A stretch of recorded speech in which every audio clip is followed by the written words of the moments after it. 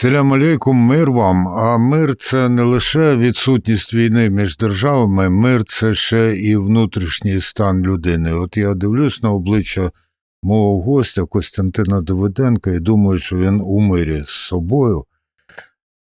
І він підтверджує. Але, пане Костянтине, з 2018 по 2025 рік ви політв'язень. Вас затримали в Криму 2018-го, коли ви, власне, там виконували свої професійні обов'язки, оцінювали майно. Про це ми ще потроху далі поговоримо. Оцей внутрішній мир, наскільки важко його утримувати після тих випробувань, які ви пройшли? І чи коли ви були в ув'язненні, наскільки ви очікували, що ви будете в мирі з собою? Насправді зараз підтримувати мир у собі дуже легко.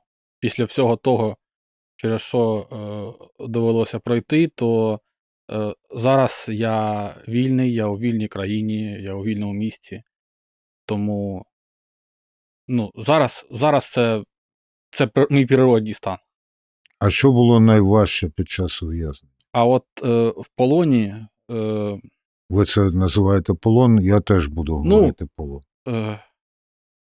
Тут термінологію можна викручувати так, викручувати не так, але суть всього цього одна. Це навіть не стільки полон, на мою думку, скільки просто ми були заручниками. Тобто, якщо так подумати, полонений – це людина, яка потрапила в полон під час військової дії зі зброєю в руках. Це військовослужбовець. Брати в полон цивільного – це взагалі не тільки з юридичної, а й з моральної точки зору якийсь нонсенс. А от брати людей в заручники для того, щоб їх використовувати в своїх політичних цілях, а саме це і робить Росія, саме тому вона і тримає всіх цих людей, і тримала мене, то це тактика, тактика терористів, які беруть людей в заручники для того, щоб домагатися від рідних, від керівництва якихось цілей. Тому, скоріше, напевно, правильно казати не полон, правильно казати був в заручниках, але зараз в державі така поширена термінологія, що це був полон. Тому якось звик вже казати, що це був полон. Теза російської пропаганди: українців як народу не існує. Якщо хто вважає себе українцем, то вона або він з'їхали з глузду. Їх треба, іноді кажуть, навіть вилікувати просто від того, що вважаємо себе українцями. І тим не менше, от в тій колонії, де ви були, за 1500 кілометрів від України, 20% ув'язнених були українці. Наскільки до них ставилися, до вас, наскільки ставилися інакше, ніж до росіян? До повномасштабної, то особливої різниці в ставленні не було. А вже коли повномасштабна війна набрала обертів, саме я кажу, набрала обертів, коли пішли у них вже жертви, коли серед рідних, серед близьких тих охоронців почали повертатись люди вже у чорних пакетах. І тоді ставлення різко погіршилося. Бо так-то вони отримували ці директиви спочатку повномасштабки, що посилити тиск на українців, проводити серед українців там роз'яснювальні якісь заходи. Нас збирали в аудиторіях, і замполіт нам читав там з книжки Путіна про один народ, оцю всю біліберду. Але він робив це без якогось там запалу. Це йому прийшла вказівка, він її робив. Це знов таки, це в нашій колонії. От інші хлопці розказують, що хто повертається, що там прям були такі, хто намагались прям довести чуть ли не спіною у рота. У нас він такий був лінько, і потім він взагалі, він бачив, що на нас це все не діє, що ми тільки з нього сміємося, і на всі його ці псевдоісторичні розказні приводимо свої аргументи, на які він взагалі не знав навіть, що відповісти. І тому він десь приблизно через півроку він просто сказав нам не ходить а скликав туди тих, хто просто сидів мовчки, слухав та й все. Наскільки була змога, не кажучи вже про бажання спілкуватися з іншими ув'язненими, не українцями, як вони ставилися до вас? Які виникали ситуації, можливо, ворожнечі, а можливо і підтримки? Знаєте, по-різному. Дуже було багато тих, хто ставився вороже, і навіть були такі, хто ставився різко вороже і доходило навіть до бійок і до сутичок. Але дякувати Міністерству оборони Російської Федерації, вони всіх цих придурків позабирали, повербували на війну. І тому десь з кінця 23-го року, коли всіх отих, хто там за Русь і прочих придурків повивозили, то вже було, значить, спокійніше. А оскільки там сиділи не тільки росіяни, там було багато з республік Кавказу, були багато з середньоазійських республік, Узбекистан, Таджикистан, Казахстан, вони взагалі нас підтримували. От. Але що дивно, одним із найбільш, скажімо так, запеклих прихильників руського міра, то, на жаль, були кримчани. Особливо ті, я не кажу про кримських татар, у нас були кримські татари, але якраз вони то не підтримували. Я не знаю жодного у нас з татар, хто б підтримував щось російське, але інші кримчани, серед них були такі, хто активно до цього долучався. От. І зрештою вони майже всі то пішли в армію. Ми незабаром будемо говорити про Крим, але перед тим ще одне запитання. А ці ув'язнені з Росії і також із середньоазійських країн, це були карні злочинці чи за політичні якісь правопорушення? Вірніше, те, що росіяни вважають правопорушення. Це були і звичайні карні злочинці. От. І при тому там була якась частка людей, які сиділи там, мусульмани, які сиділи там за свої погляди, які були засуджені Росією за так званий тероризм, за так званий екстремізм. От. Тобто вони, на їх погляд, ходили не в ті мечеті або слухали не ті проповіді, які б їм хотілося. Один був хлопець, його брат воював, старший брат воював у Чеченській війні, а брат загинув, але ж треба когось посадити, то посадили цього хлопця, коли він досяг 18-річного возрасту. Просто, щоб, чисто з помсти, помститись родині. Пане Костянтине, повертаємось до Криму. 2018 рік, ви їдете туди оцінювати майно, вас хапають і роблять заручником. Чому вас звинувачували? Ваше трактування, чому вас схопили, окрім того, що хотіли використати як, можливо, предмет торгівлі, так? Або впливу на Україну. І як взагалі розвивалася ситуація? Було судове слухання, вам призначили адвоката, як? Дивіться, мене схопили тому, що я, скажімо так, підходив під образ шпигуна. По суті, слідчий, він особливо не стіснявся, і він відверто казав, що нам не цікава твоя діяльність, ми знаємо всю твою діяльність, бо мої колеги, до яких я приїжджав в Крим, які мені там допомагали з роботою, вони повністю, скажімо так, здали мене ФСБ. Але їх зовсім якраз не цікавила моя діяльність. Точніше як, моя діяльність становила для них не небезпеку, але вона була незручна. От. Але саме шпигунство було тому, що слідчий сказав мені відверто, у мене є план, я маю ловити 3 шпигуни на рік. От ти підходиш повністю під опис шпигуна, бо ти українець, ти займаєшся тут виготовленням документів, ти періодично приїжджаєш-виїжджаєш, ти публічно підтримуєш українську позицію, тому ти прям ідеальний кандидат. А у війську служив? Ні. Ні. Ну тоді точно шпигун. Тоді точно шпигун, да. От. Тому навіть коли були допити, коли були ці перші побиття, вони ж навіть не питали нічого. Ну, от коли мене схопили і відвезли до підвалу, вони ж навіть нічого не питали, вони просто били для того, щоб я потім підписав їм зізнання. Тобто якийсь, там, скажімо так, реальний склад злочину або якісь реальні факти, ну, вони їх зовсім не цікавили. Тобто це чисто набивання собі зірочок в якості, там, кількості зловних, так скажемо, шпигунів. От, по-перше. І, по-друге, використання, просто використання потім в якості політичного тиску на Україну. Судовий процес. Судовий процес був чисто імітацією, взагалі не прикритою, тобто, ну, це навіть особливо і не маскувалося.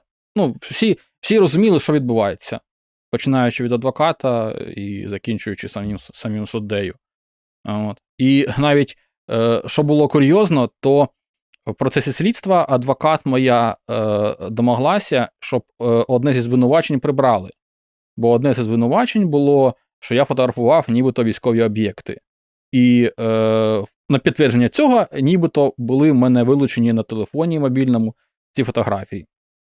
Але вона домагалася проведення експертизи, оскільки якщо телефон у мене вилучений, і файли на телефоні є в оригіналі, то вони мають містити метадані, що вони зроблені саме на цьому телефоні.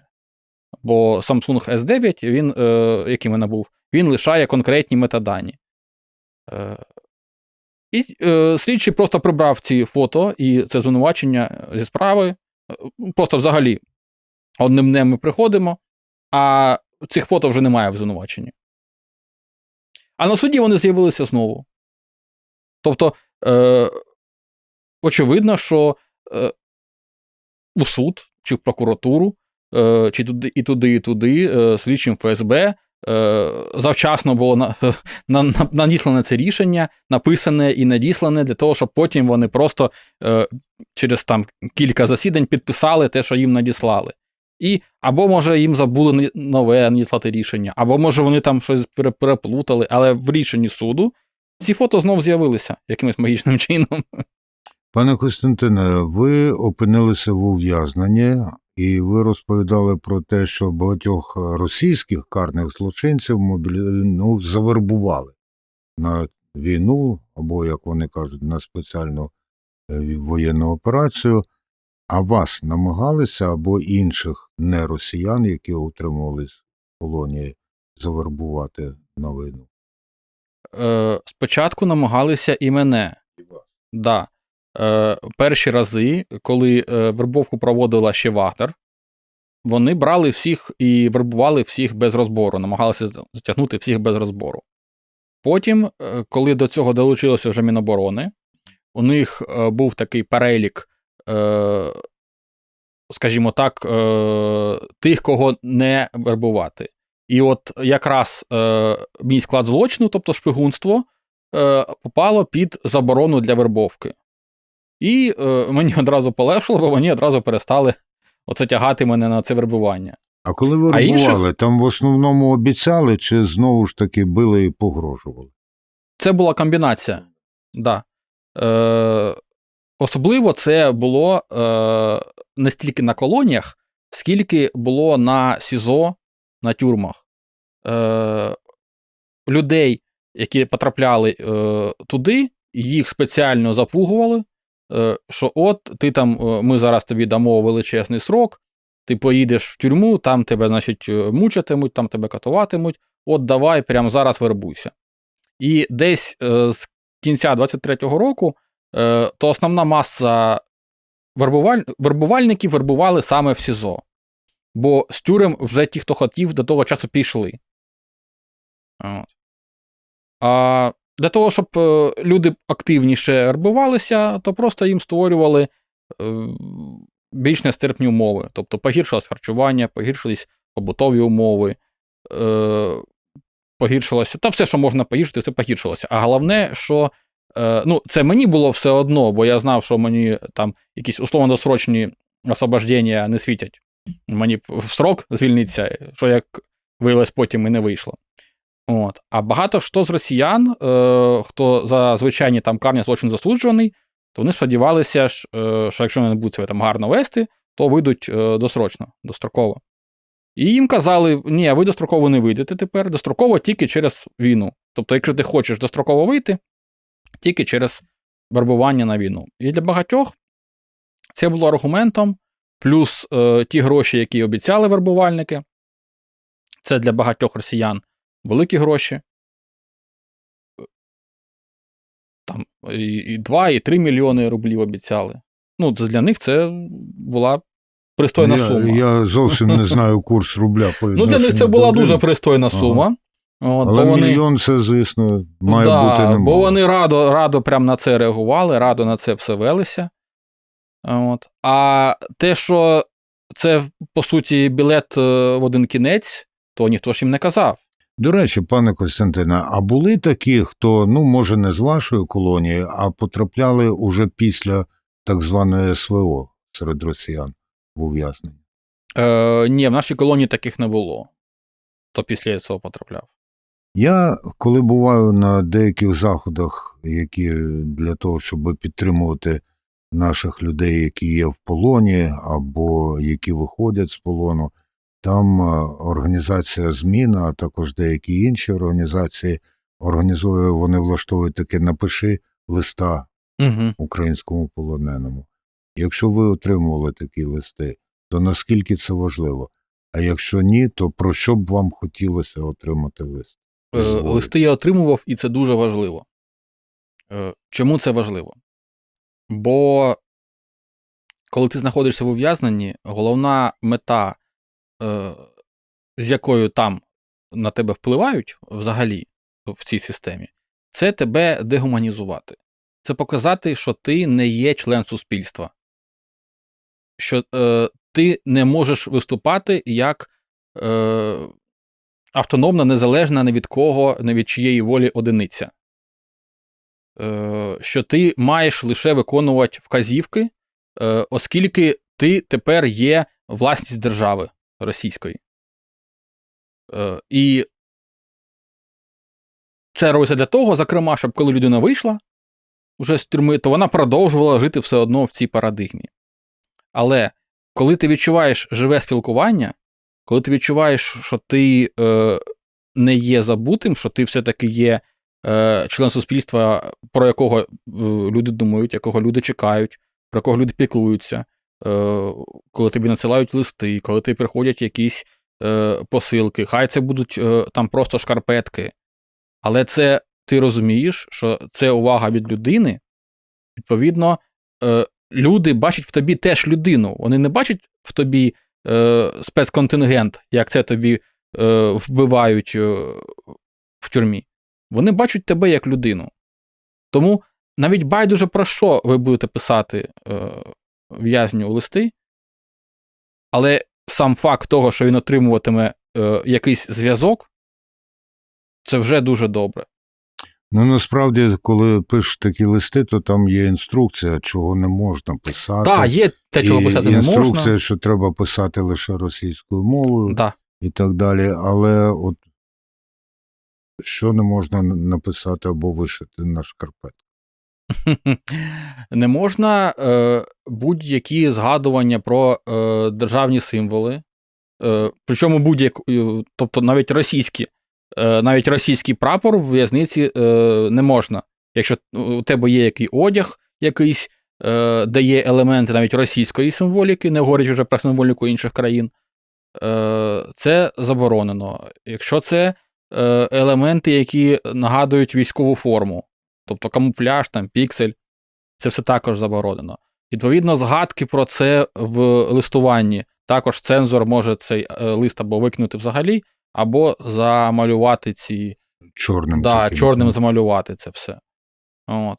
Найкраще писати щось хороше про те, про якусь вашу подорож, або про якусь вашу мрію.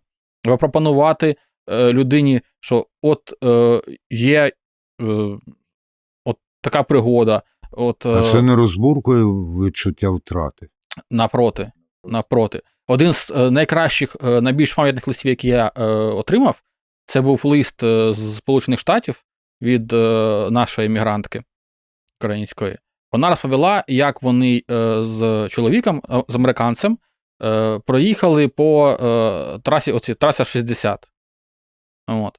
Вона описала всю цю свою подорож, і це настільки було яскраво, що тепер у мене це мрія також здійснити цю подорож. Ну, на це потрібно заробити грошей. Ну, вам але... вдалося поновити ліцензію? Поки що ні. Чому? Поки що в процесі. Розумієте, питання в тому, що Фонд держмайна, орган, який видає нам сертифікати, це державна структура. Вона працює за інструкціями. Жодна інструкція для Фонду держмайна і для багатьох інших державних органів, на жаль, не передбачає чогось у разі, якщо людина була в полоні. Тобто такої інструкції немає ні у ВДВС, такої інструкції не мають органи податкової служби, які займаються юрособами. Бо у мене ж є юрособа, суб'єкт економічної діяльності, це юридична особа. І, відповідно, податковій я ж мав надавати всі 7 років якісь звіти. А я їх не надавав, бо я був в полоні. І якщо щодо фізичних осіб, які були в полоні, податкової інструкції є, то щодо юридичних осіб, які були у власності людей, які були в полоні, інструкцій немає жодних. І це у дуже багатьох зараз сферах проблема, що немає інструкцій. Люди готові допомогти, люди готові шукати якісь виходи, шукати щось, щоб повернути людині документи, але в них немає інструкцій. Розумієте? От в цьому проблема відсутності державного регулювання. І, можливо, останнє запитання, тому що час нас трохи підтискає, але я сподіваюся, що ми з вами ще зустрінемось. Це в одному з інтерв'ю ви казали, що хочете займатися, коли ліцензія буде поновлена, оцінюванням саме пошкодженого в результаті російської агресії майна, щоб людям відновлювати це. Так. Наскільки, на вашу думку, у нас відрегульовано це питання? Наразі не дуже відрегульовано, тому що досі немає конкретних інструкцій, як це робити. Є інструкції по пошкодженому майну, коли там в тебе вибиті вікна або ще щось. Є інструкції, якими керуються міжнародні, оцей репараційний фонд для України. Але це ж, знов-таки, це міжнародні інструкції, і вони розроблені для їх внутрішнього користування. А тут у нас якихось, знов-таки, інструкції, які б унормовували, як з юридичної точки зору підійти до втрат бізнесу. Бо це ж втрата бізнесу, це ж не тільки там в тебе влетіла бомба в твій магазин, і ти він фізично знищений. Втрата бізнесу – це ж дещо більше. Ти втратив ланцюги поставок, ти втратив клієнтів, ти втратив постачальників, ти втратив компетенцію, ти втратив майбутній дохід, правильно. А це все ніяк не внормовано. А це все ж є. У нас скільки бізнесів постраждалих наразі. Пане Костянтине, я вам бажаю успіху і, можливо, останнє, оце буде точне останнє запитання, але буде ще одне прохання. І запитання таке. Я ці роки прожив в Україні. Вона мінялася кожен день, але потроху. Ви з 18 по 25 рік в Україні не були. Що вразило найбільше, коли ви повернулися? Найбільше вразили саме... Та все вразило. В принципі, вразило все. Суспільство дуже змінилося. Суспільство стало набагато більш відповідальним і набагато більш людяним, як би так сказати. І не тільки суспільство, а й влада. Механізми взаємодії громадськості і влади. Як би там не казали, як би зараз не ругали нашу владу, але от один яскравий приклад. Останній з народних обранців, кого я бачив до полону, це був один народний депутат з партії регіонів.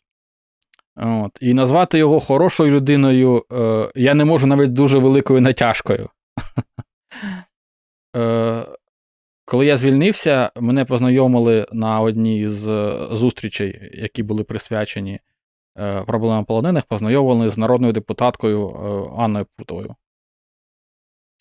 Це суперкомунікабельна людина, яка тебе вислухає, яка тобі допоможе порадою там, юридично, допомагає військовим, допомагає хлопцям з пораненнями.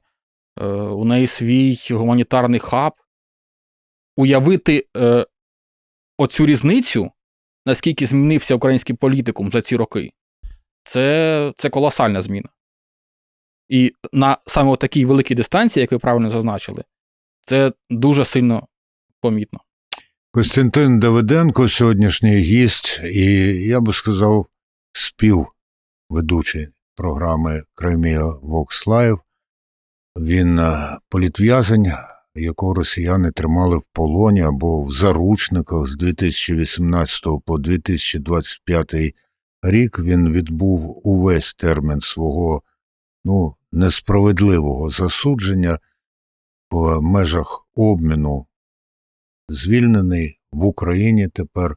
У мене до вас прохання. Подивіться камеру, на яку працюєте, і побажайте нашим глядачкам і глядачам мир вам. Селям алейкум. Мир вам. Салям алейкум.